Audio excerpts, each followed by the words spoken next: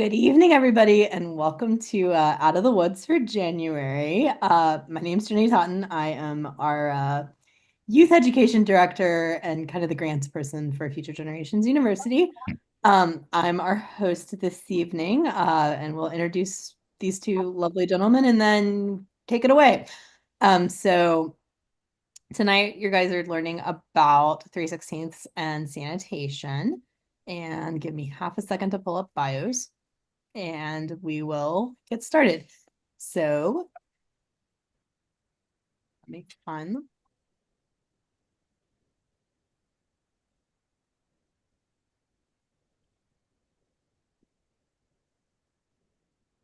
So tonight you're getting to hear from Dr. Mike Recklin and then Nathan St. Savior. Dr. Mike Recklin is the maple commodities expert for Future Generations University. He's worked for the past 10 years supporting the growth of the maple industry in West Virginia and in the general Central Appalachian region. Mike is a forester by training and a tree physiologist by advocation. Mike likes nothing more than helping people figure out how trees think and teaching people to drill holes in their trees. Nathan St. Savior is the owner and operator of Sap Hound Maple in Maine. He's run a commercial maple operation for 12 years, starting with a 2,000 tap operation in Brownfield, Maine, and now runs a 20,000 tap operation in Sea Surplus Township, Maine, all on 3/16 inch tubing, which is why he's here. He's the expert. He's happy to share the ups and downs of his experience working in this kind of tubing system with anyone who may be interested. We're really excited to see everybody tonight and hope that you learned something. I will remind you that after this webinar, we'll talk about what is happening in February, or at least have a date for you. And I'm going to turn it over to them. So take it away, Mike and Nathan. All right, Nathan, do you want to add anything to that?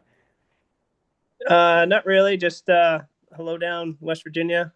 Hope you guys are doing well and having a good start to the tapping season. And hopefully we can share some of our experiences that might help you down the road. Well, I can tell you, Nathan, West Virginia looks a whole lot like Maine tonight. Okay, we have had about 10 days of real cold snap and snow consistently on the ground, and it looks like for at least the next 10 days it's going to be really cold again, and we're going to get more snow. So this is unusual for us. Last year, if we hadn't been tapped out by the second week of January, you were really out of behind the eight ball. This year, very different, very different. There are a lot of folks that are still sitting out there waiting for the weather to come their way. So we work with number of different producers, a lot of producers in the state and in the Appalachian region at Future Generations. And we work with a few producers who are a long ways from Future Generations. And Nathan, your operation in Maine certainly qualifies for that.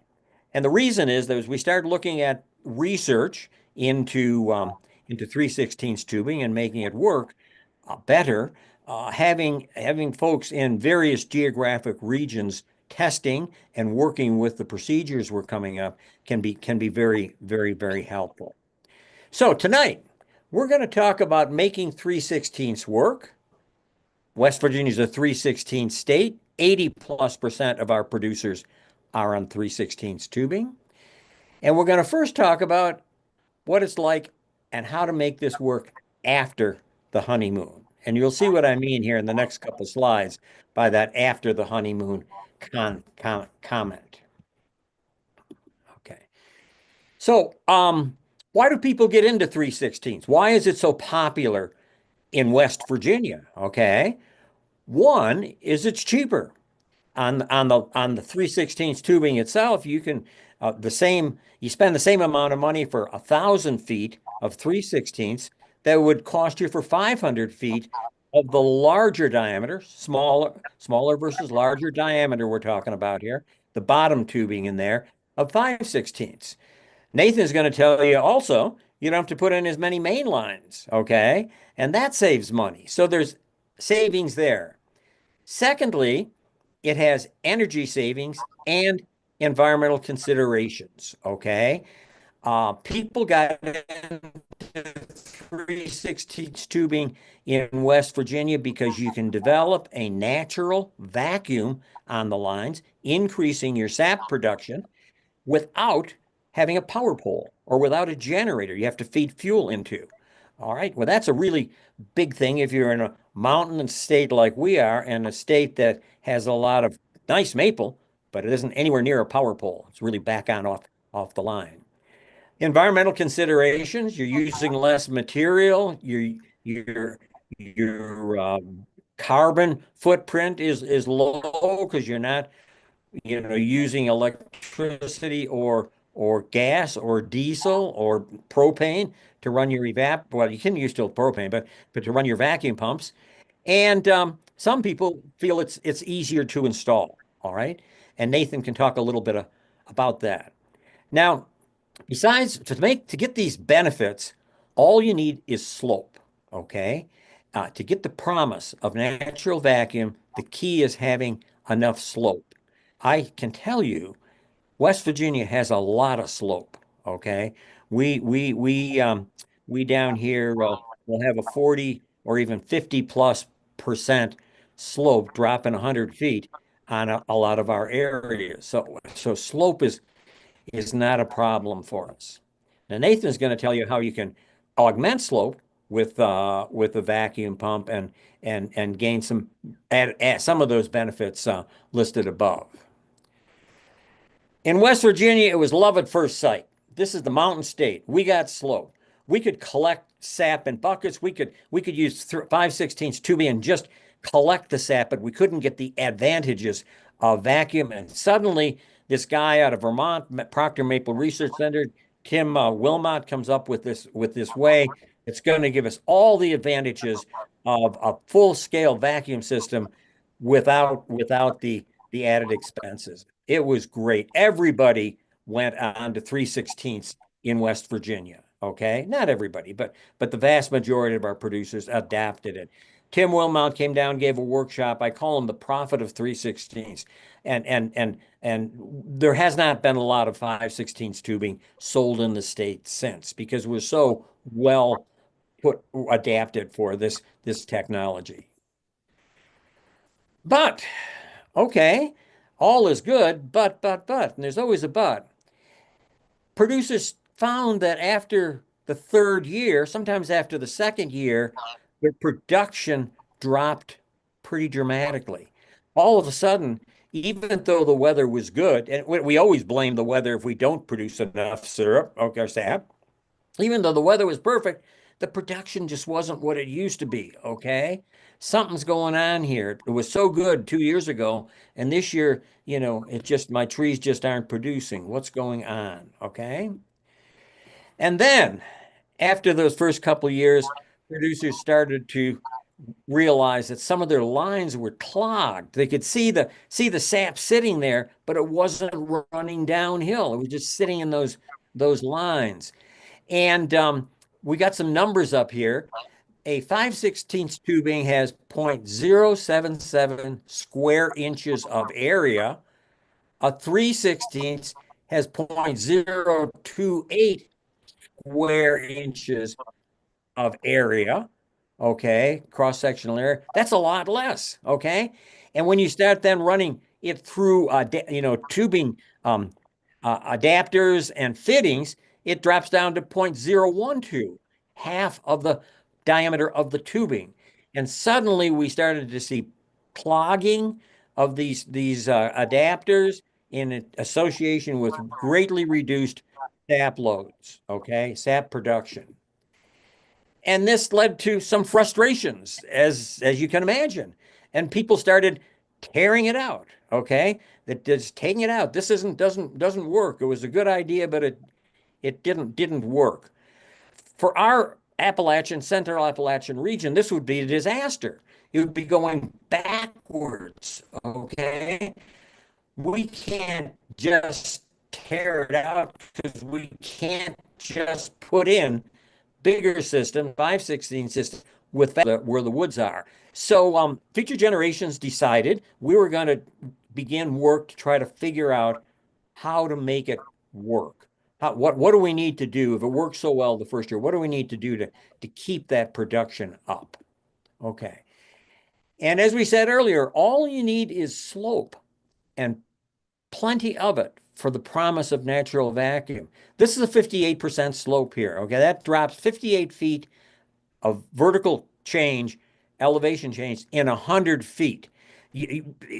I work on lines like this all the time. You have to belay yourself down that line because I work with microspikes on in the woods all the time. Had them on today, just to those slopes. Nice trees, nice area, but and plenty of slope. Okay. Well, we found that people were using 3/16 tubing in areas that were not well adapted to it. That some of our friends were putting it in places that had very little slope, very little, change of elevation there.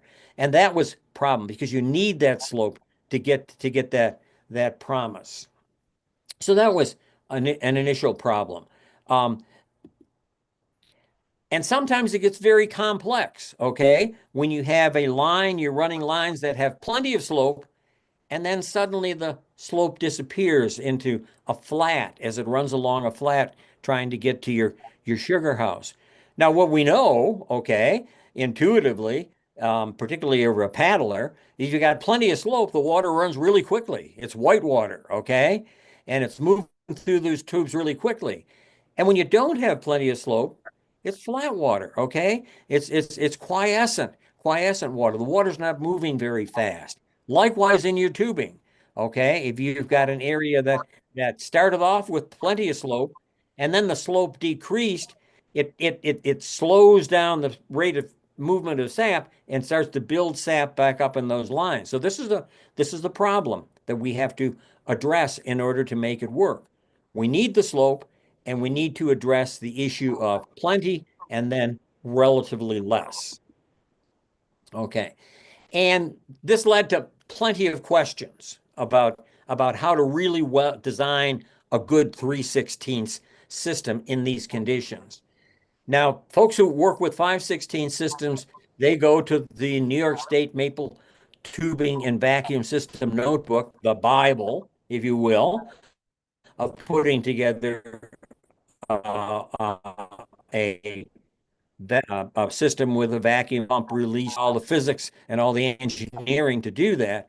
So we took on the task of writing a 3/16 manual, and we're in the process of doing that using information that came out of Sap Hound, using information we've been collecting down here. How do we best do this? We didn't have a corollary for the 5/16 manual, and we are in the process of doing that right now. In the process of doing that, we've had questions and we had to start answering those questions. And we developed a research team that included collaboration with Sap Hound Maple. We included collaboration with West Virginia State University and their food science lab down there. We had a future generations research forest that we began, doing some experiments on Randy Kimball's farm in Upper Track, and started 2 years ago asking questions and then coming up with studies that would answer some of those questions. Okay, so let's go on and talk a little bit about our collaborator up there at Sap Hound, Nathan, and his operation. Hi everyone. I'll start this by just give a little background. Kind of a brief history of how we got to where we are, and kind of answer the question of why we're using 3/16. I know it's a popular tubing down that way, but most of the big producers up by me, look at me like I have two heads when I tell them I'm doing all this on 3/16. Most people haven't really given it a chance, and or haven't messed around with it enough to kind of see all the benefits. So we had done some buckets for a bunch of years, and in 2013 was our first year with some 3/16 tubing. We just had 12 taps on one run of 3/16, and those that first season we tried it, those 12 taps gave us as much sap as the 40 buckets we had out. And then we got to thinking that maybe there's something to this that can make sense for us. Do the next slide. So we decided to up our scale a little bit, build a little sugar house, and kind of start a small business doing maple syrup on the side. Next slide. We had 67 acres of land that was really not a sugar bush. It was a mixed hardwood forest. It was part of a bigger investment where we did some logging and sold some timber, sold some lots out of. But it did have like 20 to 25 taps per acre of some pretty nice trees. They were just really spread out. So what we decided was 3/16 we could set that woods up without breaking the bank too bad with main line and 3/16 tubing, because we could space our main lines so far apart. I mean, we were running our main lines 350, 400 feet apart and just doing these really long runs of tubing. And that tubing was fairly inexpensive. So we could set that whole woods up without spending over, what, someone might spend per tap on like a good sugar woods. Why don't you go to the next slide? And so our setup was over a pretty big area. And so in order to maintain the leaks and such, we decided to, add supplemental vacuum and kind of develop a hybrid system of, some modest vacuum pumps to not only deal with being able to maintain your woods and find other leaks, but to also deal with the areas that didn't have great slope. Like not all of our taps, had a bunch of drop to where they ran in the main line. And what that supplemental vacuum would do is at least get those taps some vacuum, and the stuff way up the hill would get, the maximum amount of vacuum. And so over the years that we ran that brownfield operation, we did fairly well compared to the people around us. We averaged about a third of a gallon per tap, and our best years were half a gallon of syrup per tap. Next slide. Well, we were having so much fun. We were trying to figure out how to get more taps, but we were in kind of an area where there wasn't big chunks of woods, and we were looking at all these different small pieces of woods and how to set that up. And so as we were looking, why don't you go to the next slide? The next.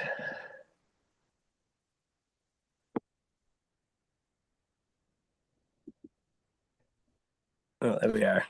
We found something. It was a little further away from our house than we had initially planned, but it was an interesting idea. A guy had retired, started a maple farm in his retirement, and by the time he met us, he was like 85 years old and ready to pass it on.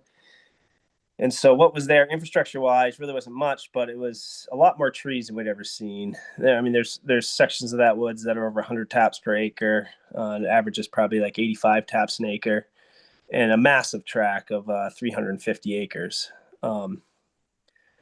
So we couldn't really pass that up. It was it was an exciting proposition. Let's go to the next slide. Next.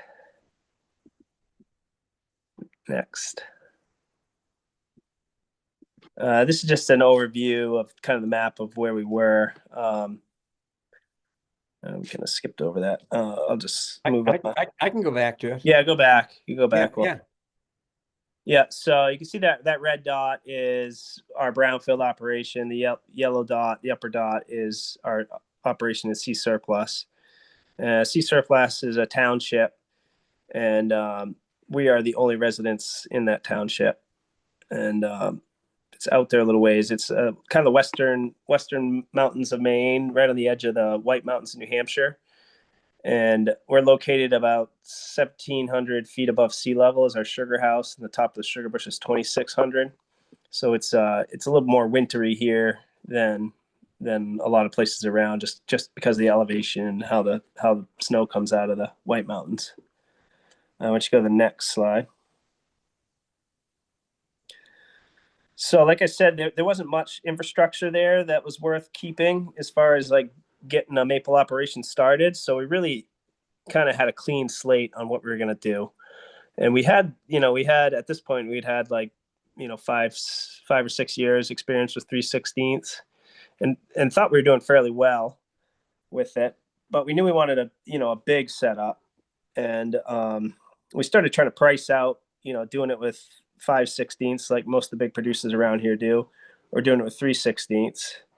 What we're coming up with is like, we had a very limited budget. We could only afford so much per year to add. And so we could do twice or more numbers of taps by being with 3/16 than, switching to a 5/16 system. And the real savings, I mean, a little bit of savings on tubing, but the real savings is the mainline infrastructure. Being able to use less than half of the mainline of a decent 5/16 system is the real big savings in time and money on install work. I want you to do the next slide.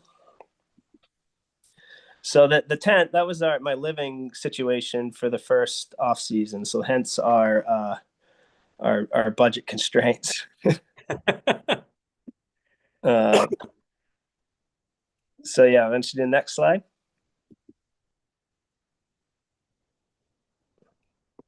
So what we decided on was, a true wet dry system, where our system at Brownfield wasn't, like a true wet and dry corridor.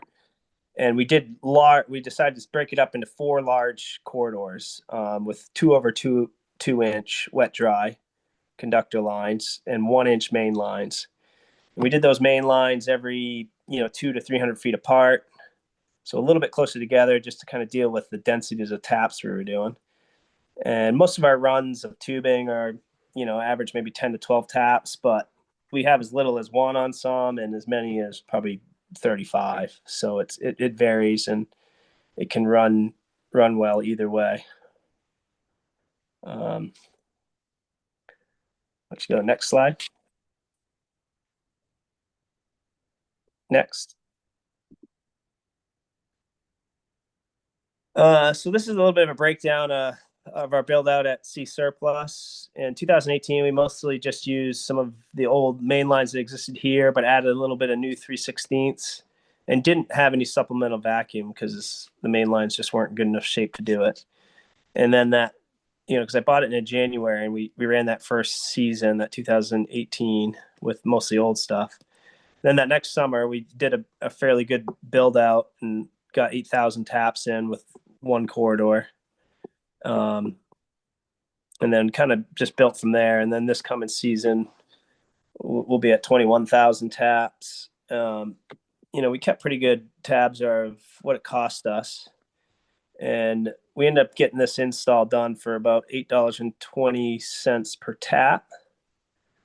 And we've been averaging 4.2 pounds of syrup per tap over the years we've been working here. And our general practice before we started the cleaning was to, try to cycle through replacing drops every 3 to 5 years or something like that. And something to note is that 4.2 pounds per tap, there's a lot of years where it's brand new tubing in here because, we've been installing most every year. So a lot of our yield has some new tubing numbers mixed in with it. And I think the primary goal is to, at least keep that yield, but I think potentially bump it up if we can get the cleaning done right, and maintain a high yield over time. All right, I'll pass it on to you, Mike. All right.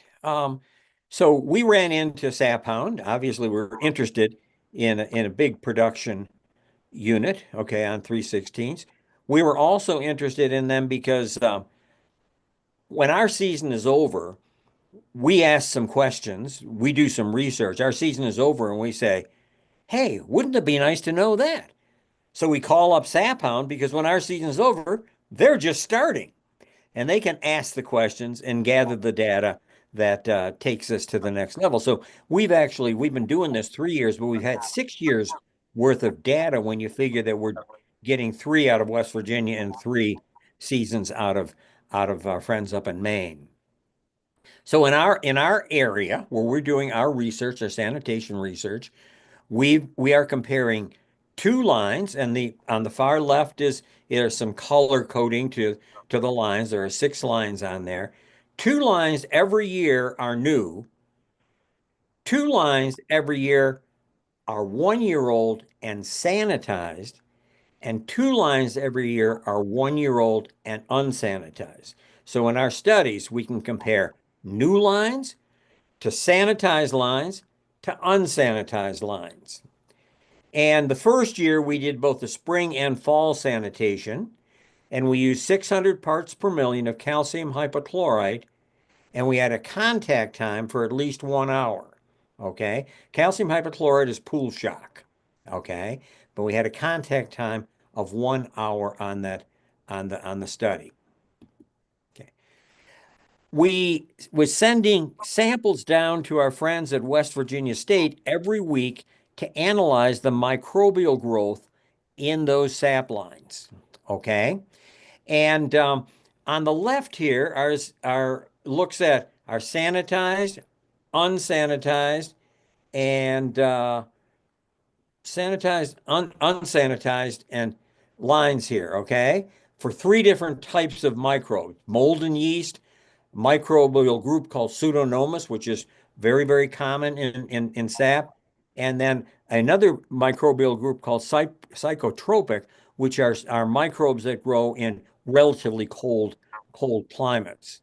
Now you can see on each of these, if you just take a look, the blue line is the unsanitized for mold and yeast, Pseudomonas, psychotropic. The blue is always higher than the other lines. These are just, and this is stuff that came out of your place, Nathan, because you were able to provide this for us. Okay, you sent samples from 5 different places, sanitized, unsanitized, and we were able to look at this.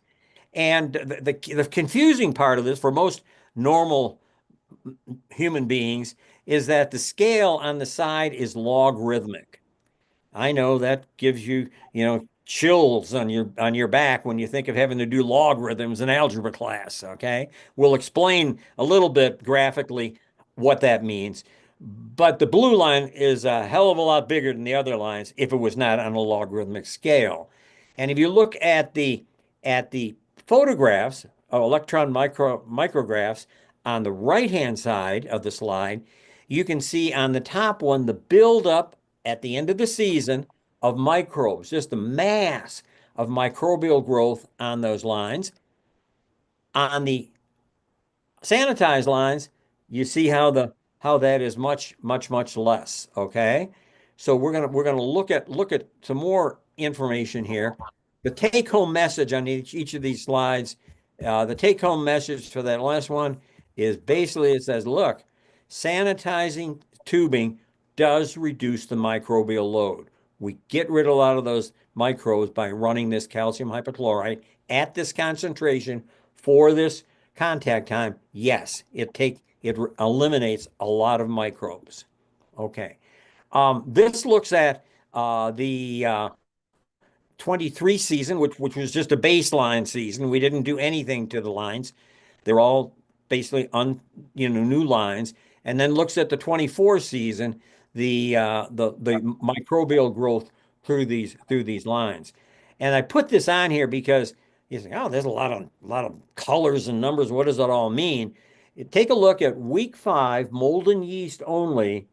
Okay, move away from a logarithmic scale, and we see that the mold and yeast had 25,302,680 colonies forming units, whereas the blue lines, which were the sanitized lines, only had 4 million.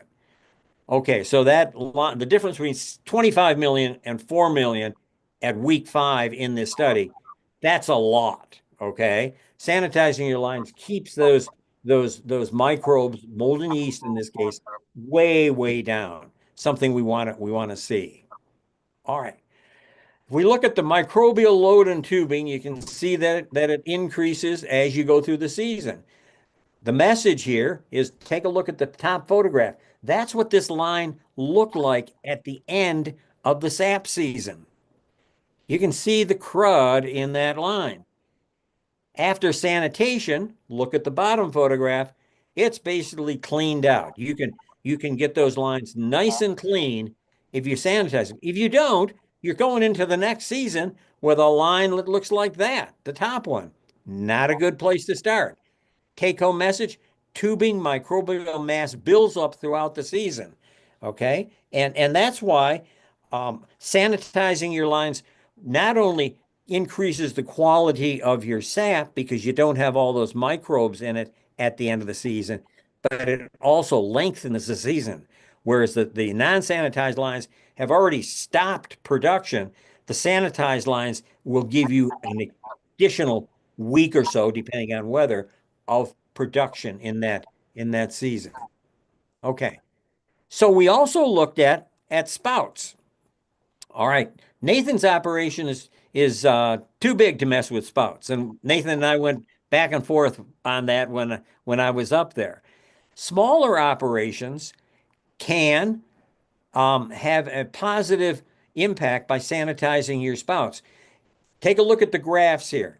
The red are unsanitized spouts, okay? Put the same spout back in the tree the next year. The blue are new lines. The green are sanitized lines. The key message here is, hey, those sanitized spouts are as clean as new spouts. It's like taking them back to the beginning. Okay, they're as clean as new spouts. If you can do it, if it makes sense for you, this saves money. You don't have to buy new spouts. It saves time. You don't have to replace new spouts every year. All you have to do is a sanitizing, what you need to do is sanitize the inside and the outside of the spouts. Okay, and on the right hand pictures on the right hand side, you see a spout inserted into what's called a SteriCap. What's a SteriCap? It's just a tube, closed tube that goes over the spout. So once the sanitizing solution is come through and wetted out the inside, you put that on, you're going to get a little bit of chlorine on you. Okay, wear old clothes, but it's going to then bathe the outside of the spout in that and leave it set for that hour. The Canadians have been doing this for years, guys. They just didn't tell us about it, okay? Those stereo spouts on our side of the border, people don't know anything about them. You go up on not far from Nathan, the other side of the border, and most people will be using stereo spout sanitation. So it's kind of something new for us, but it's something to think about. Again, reduces environmental impact. You're not throwing away as much plastic. Saves time, saves money to sanitize your spouts. We've always told people they had to replace their spouts after every season because it really, reduces production. Now we're saying you have to replace your spouts unless you sanitize, and then you can bring them back to that original state. All right. Okay, and here's another Sap Hound Maple study that we did. Okay, they had some spouts that they'd sanitized, and the SteriCaps fell off, and they said, "Oh, if the SteriCap falls off, we're going to get a bunch of microbes growing in there. It's not going to be very good." And they sent some samples down to us, down to West Virginia State, and much to our surprise, the tubing that's filled with sanitizing solution, and then the tubing without the sanitizing solution, this looks at the buildup of microbes. We found that the tubing from Sap Hound Maple, where the SteriCaps fell off and the solution drained from those spiles, had less microbes at the beginning of the next season than the blue columns where the solution was stayed in there all summer. Okay, that was a surprise to us. It was a surprise to Nathan and Albert up there because they expected just the opposite. But what we deduced from this is, and what we found out then through another study we did down here, and this is kind of interesting. There's another graph on this thing, and it looks at the efficacy of calcium hypochlorite over time. And we started out here with 600 parts per million. And by that time that solution flowed down a line that was about 200 feet long, we only had 500 parts per million left. 100 parts per million of the sanitizing solution was used up cleaning up those lines. Day one, we were down to 400. Day two, we were down to 100. Day three, we were at about 25. And day four, there was no chlorine left in that solution. Okay. It basically degraded in a 5-day period. So there was no reason to leave the solution in the lines all summer, which we had always done, because all that happens is once the sanitizing agent is degraded, it recolonizes with more microbes. You've got some sugar solution in there, you've got moisture in there, and they recolonize. So we learned, hey, drain them, okay? Sanitize and then drain them, because 5 days later, there's nothing in there to do you any good. All right, this is back to Kimball's farm. We're going to talk a little about sap yield, because I mean, okay, it's nice to see that their last microbes, very good. We're interested in more sap, okay? We're going to take a look at some studies we did out here looking at sap yield. All right, so the first year, we basically zeroed out all of our lines. We needed trees that were about the same size. So the diameter, DBH, of the trees on the one line was 11.1 inches. The average DBH in the next one was 11.1. Average DBH the next one, 11, 10.8, 11.1, 11. Very similar sized trees. We know that bigger trees give more sap, okay? That's a known fact. Bigger the tree, the more sap. These 6 lines, virtually the same, as close as you can get to DBH and also basal area forestry term. But again, 7.3, 7.4, 6.9, 7.3, all very similar. So at the first year, we kind of knew how these lines behaved, how the trees behaved, because trees are vary in their sap production, how they behaved the first year, and it's very, very similar. The next year, we went and did a treatment to these guys. Okay, the orange and the green line in 2024 gave us 30.4 gallons of sap per tap. That's really good. If you get 30 gallons of sap per tap, you should be pretty happy. And that was a new line. The white and red lines, which were sanitized lines, gave us 27.4 gallons of sap per tap. The unsanitized, the ones we didn't sanitize, yellow and pink, gave us 8.6.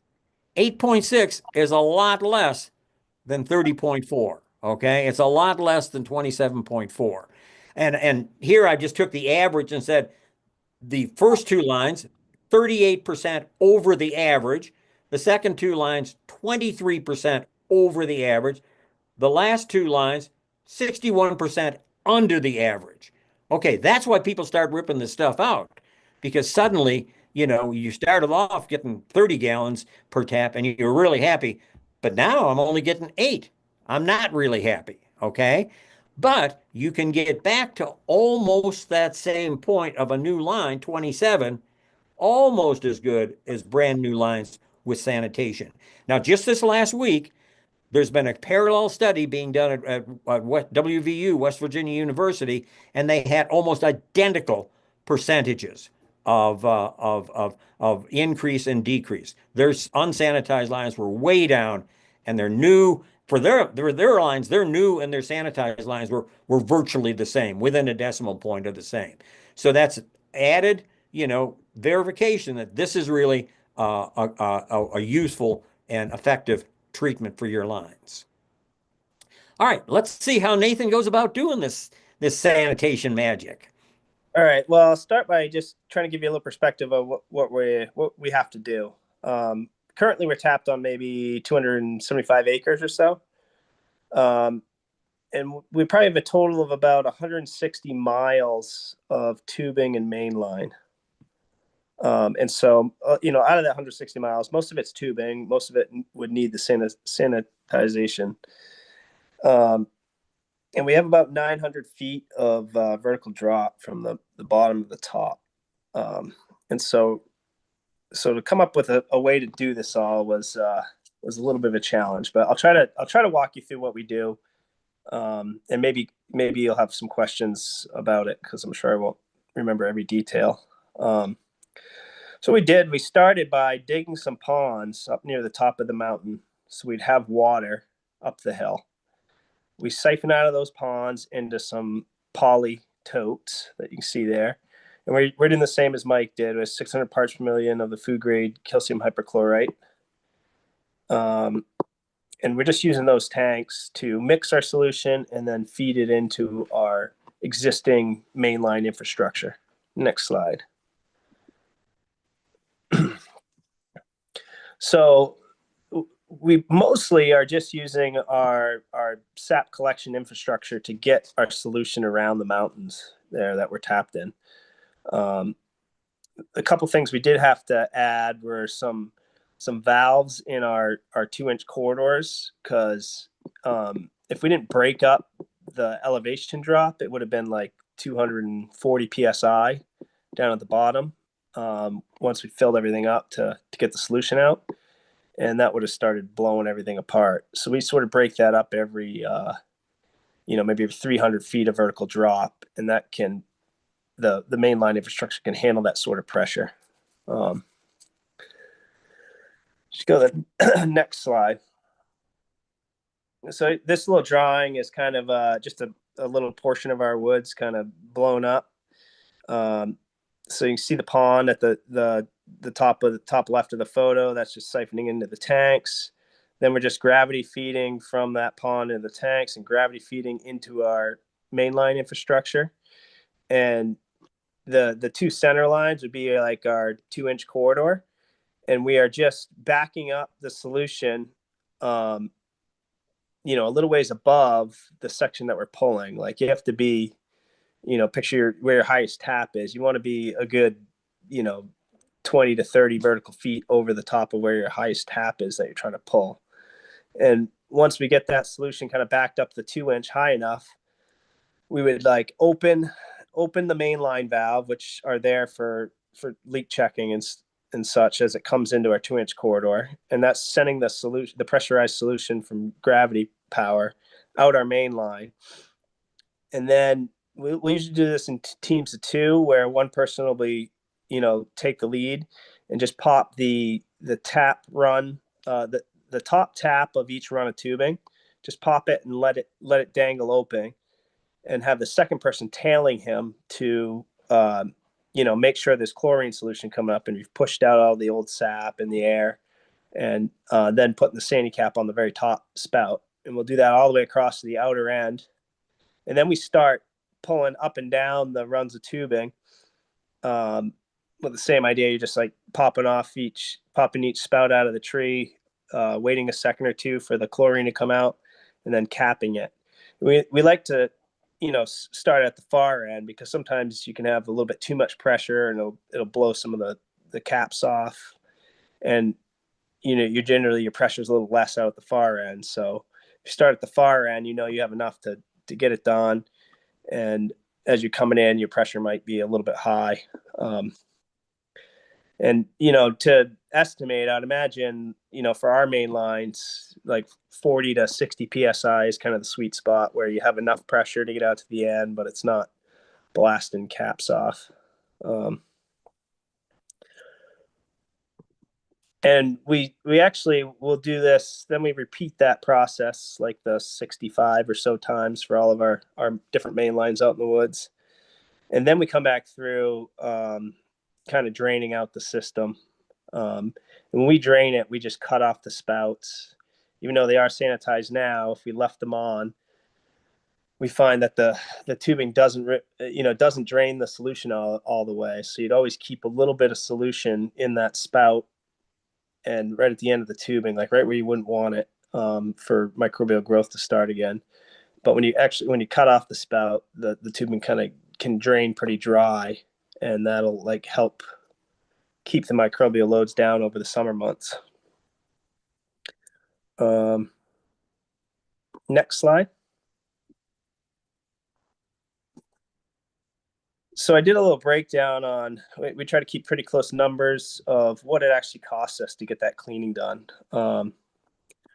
Last season we had 15,200 taps in, and the 205 hours of labor was what it, the amount of man hours it took for us to do that pulling and the cleaning. So we kind of pull and clean at the same time. And I didn't count our second trip through when we drained it, because we figured that was about the same speed that you would go when you're just like pulling spouts. And so you'd have that trip anyway. So we ended up using 72 pounds of calcium hypochlorite, and that cost us $342. The fuel is just kind of our transportation, ATV transportation.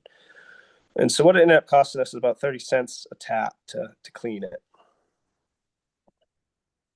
Not a ton of infrastructure changes, like I had mentioned, just a couple 250-gallon poly tanks, 4 stainless valves out in our pipe.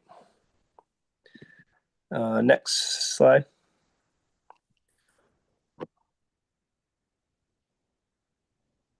So this is a little bit of a breakdown. This is a kind of an estimate of if you were to replace your drops. Changing out drops, I don't know how many of you have done that before, but it's kind of a slow process. So we figured about 80 cents per drop in just labor. The materials cost for a new drop with T, spout, and tubing, it's about 93 cents.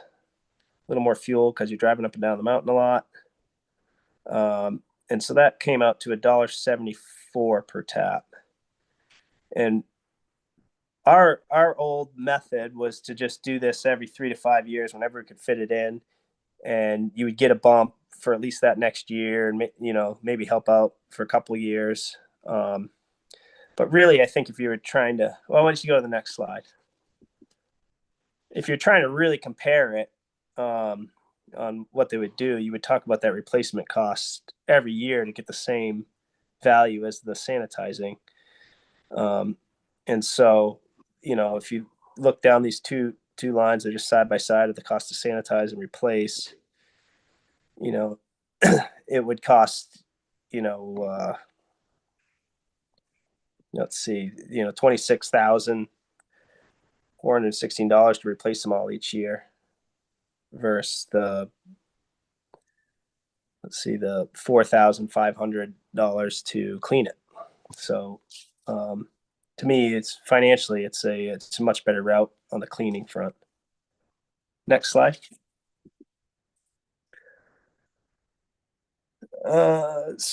So basically, we haven't got it all figured out, but I feel like we're making some good progress. From what we see, the lines are looking much cleaner. The sanitizing, although it's a little bit of a challenge to kind of get your system worked out. Once you kind of get it up and running, it's pretty quick to do. There's a fairly noticeable bump in production. I mean, it's hard just based off cleaning for one season, and so that'll take more years of doing to kind of see what it does to the average yields. Certainly, like from our replacement strategy of only doing a third of our taps per year, it's a lot. You're a lot better off if you can clean them all every year.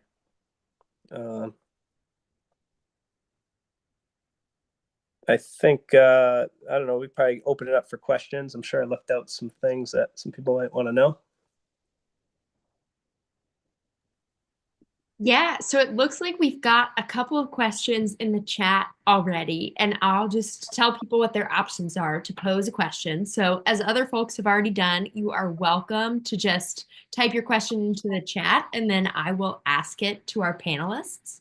Or if you'd rather ask your question live, you can just raise your hand, and I will promote you to panelists, and then you can just ask your question. So the questions that we already have in the chat, the first one is, do you have a picture of the product used to clean? And I think I'll add on to that and just say, or a specific product description for the sanitizer. I can answer that. I do. Okay. Okay. We use a sanitizer called Dry Tech. Okay. And that's not the only one that's available. These are all pool shocks. The company doesn't make its money by selling it to maple syrup producers. It's pool shocks. Every pool, and you need to get a pool shock that is got an EPA registration. Okay. An EPA registration number means it's food safe, okay? And so that's very important. We use DryTech, DryTec, DryTech, and you can Google that, or you can go to any pool and spa supply shop, see what they've got, and then go online and Google it and ask for EPA registration number. And if it's got one, it'll come up for you. Yeah. Yeah. So yes. Yeah, we use Dry Tech as well. I've heard Zapback is one that has got that approval too, but I don't know that for sure. It does. That is correct. Zapback is another one that has that approval. There are quite a few out there that have been approved because once it's approved, it can be used for any agricultural purpose. Yeah, fantastic. Thanks for those insights. And then the next question also relates to sanitation. The question is, would a health tea work as a steri cap? No. Okay. The health teas do not cover enough of the spout to do that job. You can get steri caps. I think I don't know what they cost, Nathan, maybe somewhere between 15 and 25 cents a piece. You use them year after year after year, okay? So once you've made that investment, and you can get them from any equipment manufacturer, the large ones, the ones that are based out of Canada, and they're all based out of Canada right now. Yeah, we considered using just the health tea, whereas we're not necessarily trying to save our spouts because we're not in a spot where we could feasibly get a fall cleaning done. And in that scenario, you would clean the tubing, you just wouldn't be cleaning the outside of the spout, which it could be something that we do in the future if we're not reusing the spout. Great, thanks again. And then I will keep going on this line of sanitation questioning. We've got one more for now. It's, have you only used chlorine? Have you used hydrogen peroxide at 5%? We have not, okay? We have not. The Procter Maple Research Center, and you can get their data at mapleresearch.org, has comparison of various sanitizing agents on 5/16 tubing, okay? We've been working with 3/16, and we've just done our studies using calcium hypochlorite. Yes.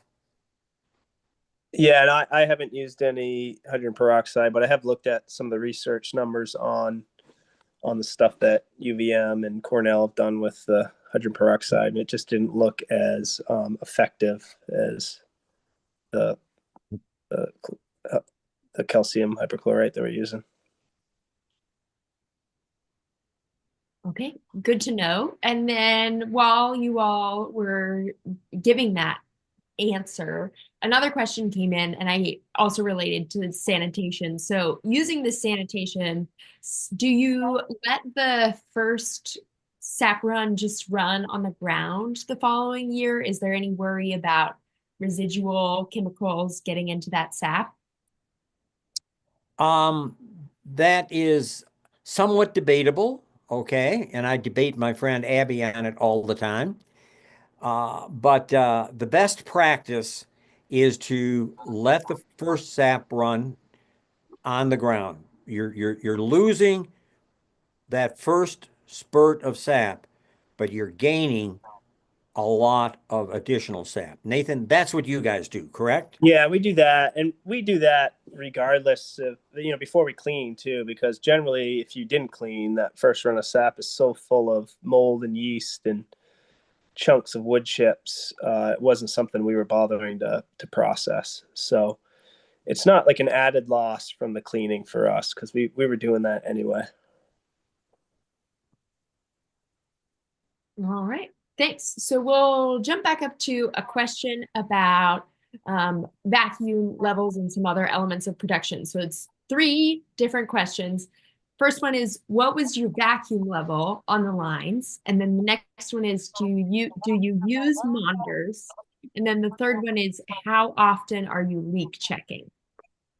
So I guess it depends. When we were in Brownfield, we just used those dual diaphragm vacuum pumps, and they would really top out at 26. We could usually maintain our woods between, 24 and 25 fairly easily. We didn't have monitors then. We started with monitors last year up here, and I currently just use liquid ring vacuum pumps to apply vacuum to our piping system. And those top out at our elevation around 27 inches of vacuum. And we're usually maintaining our woods at, 26 and a half inches to 27 inches throughout the season. And so that's the vacuum at our, at our extractor with the pumps running. And, any vertical drop above that is just going to add up to the, the perfect vacuum that we can achieve at our elevation, which here it's probably, 28 inches or something like that. Did I miss any parts of that question? Leak checking. Leak checking. Yeah, we leak check every day. The monitors help a lot to fine tune the leak checking. So we generally are using the freeze thaw cycle to find the small leaks, because with the monitors running, it'll freeze in your main line, and you can find out where those small leaks are based off those freezes. So with much tubing as we have, there's always leaks to go find. Mike, what about for you at Randy's? What is the vacuum level like, and how often are you checking for leaks? Right. We have monitors on our lines up there because it's important for the research to have the vacuum approximately the same, okay? We attempt to maintain 24 inches of vacuum on the end of a line, and we've got a monitor on each line. If it drops below 20, we know we've got a problem. So our goal is to keep it at 24. All right. Got it. And then there's another question here that's, do you use 3/16 drops or 5/16 drops? Nathan, what do you use? We're using 3/16 drops, and I've had the idea bouncing around my head about considering some 5/16 drops at some point to give me some more options on some spouts, different spouts to use, and maybe help reduce the backflow effect that you can have if you lose your vacuum or you have a freeze up, and hopefully keep a little more of that sap away from the tap hole that's sitting in the tubing. So yeah, currently 3/16, but thinking about the idea of doing some 5/16 drops. Most of the producers I work with are using 5/16 drops on 3/16 laterals for the purpose, and they don't have the augmented vacuum, okay? There's not a pump on there. And that's to keep the drawback from the tree. And however, I have to say that our friend is up at West Virginia University, WVU, have been doing some studies on it, and they don't see any difference in production from just simply using a 3/16 drop. Yeah, that's what they find. Okay. Yeah, good to know. And good to have that research on that topic. Our next question here is, I would guess that any use of the hypo, which I think is referring to the hydrogen peroxide, but correct me if I'm wrong, means that you cannot be certified organic. Is that correct? That is a good question. I don't, I would presume that is correct, but I don't know if that is correct. Yeah, we are a certified organic producer, and they're aware of our cleaning, and it's an approved cleaning surface cleaning product. So I don't know if all organic certifiers are okay with it, but ours is. That's good to know. That's good to know. Yeah, we've got a message coming in from Jenny here confirming what you all said, that you can be certified organic. And then we have another prompt here that's asking you all to go over how you have your vacuum pumps set up in relation to the natural vacuum you are generating. So we run vacuum pumps down at the sugar house, and that in turn goes out to all of our main lines, and so each run of tubing that's coming into a main line, its starting point is whatever we're pulling with that vacuum pump. And as you go up the hill, for each vertical foot in elevation you gain, you can add 0.88 inches of vacuum for each vertical foot of drop. And so for us, once you get 5 vertical feet above our main line, those taps will be at perfect vacuum. So if you had 0 vacuum pump, it would take about 33 feet of elevation drop before you'd get up to perfect vacuum. I don't know if that answers the question, but I deal with much smaller operators, okay, and they are using small diaphragm pumps. If you're in the 100, 150 tap range, my guys are primarily installing a pump at the end of their laterals. If their laterals just go to their collection tank, if they're up in the 200 plus range, they're using the guzzler pumps, the dual diaphragm, bigger guzzler pumps, and most often they're pulling vacuum on a main line and then into the lateral. So it all depends there on the size of your operation. yeah, an interesting side note. It's just a little bit anecdotal, but I think you can way undersize your vacuum pump on a 3/16 system compared to a 5/16. Like those dual diaphragm guzzlers said they were good for like 400 to 800 taps or something like that. And we would commonly just run one of them for 2,000 taps, and we'd only kick on a second one when the sap flow was high enough that it couldn't keep up with the sap flow. And then here we're at, we're running, we have 2 liquid ring pumps. We usually only run one at a time. And one of them is a 10 horse pump, one of them is a 15 horse pump. And, I think those are rated to do like 8,000 taps, and they're pretty easily handling the 21,000 taps we have on them. I mean, we're dealing with a lot less mainline than the 5/16 system, but you can up the taps per pump, I believe, with the hybrid system that we're running. You basically are supplementing the natural vacuum with your artificial or your pump, as opposed to trying to pull vacuum all the way through all of your lines. And a big difference there is your 5/16 systems that need a vacuum pump. Those 5/16 lines should never be full of sap. They should be half full, and half should be basically drawing the vacuum. Whereas a 3/16 line should be full of sap to achieve. It has to be full of sap to achieve the benefits of the natural vacuum. Yeah, so your pumps go a lot longer, a lot over more territory. Yeah, that's a good clarification. Thank you all. And then another question we have is the slide where you all were pointing out the differences in production between sanitized lines and non-sanitized lines in terms of the amount of sap produced. One participant is wondering if the 30 gallons of sap was the amount of sap produced from that line, or if that was the amount of sap produced per tree on the line that had the sanitation.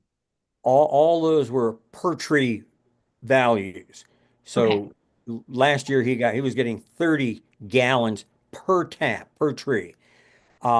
We find 20, 21, 22 gallons per tap on a 3/16 line is a good amount. This has got exceptional vacuum potential, and he was getting 30. Yeah.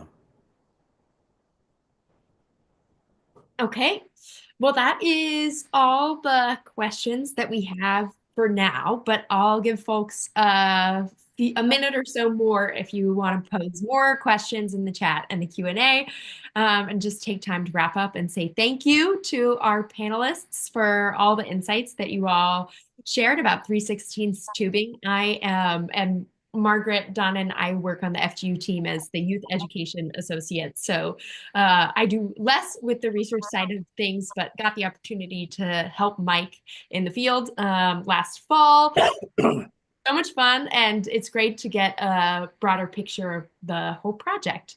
And yeah, while we're waiting for other folks to potentially pose a question, my question for you, Nathan, I work with a lot of people who are just getting started with their maple operations. And one piece of the presentation that I really loved was hearing the story of how Sap Hound got started and how you grew your business. So I'm just wondering what advice you would share to people who are interested in getting started with maple production. Let's see. One thing that I try to keep in mind, a lot of people talk about, how many pounds per tap you have is like a measure of how good you're doing. And the measure I think that's more important is your price per pound that you're producing. And money's not the only reason to start a business. Like, we obviously didn't start this as a money-making endeavor, but as we were getting bigger, it became important. One of the more important factors of why we're doing it. So we kind of bootstrapped everything from the beginning, and so keeping tabs of what it costs you to get started and the payback of the things is an important aspect of making a plan to either upsize or get started. And I always tell new producers, don't mortgage your house to pay for the sugar shack.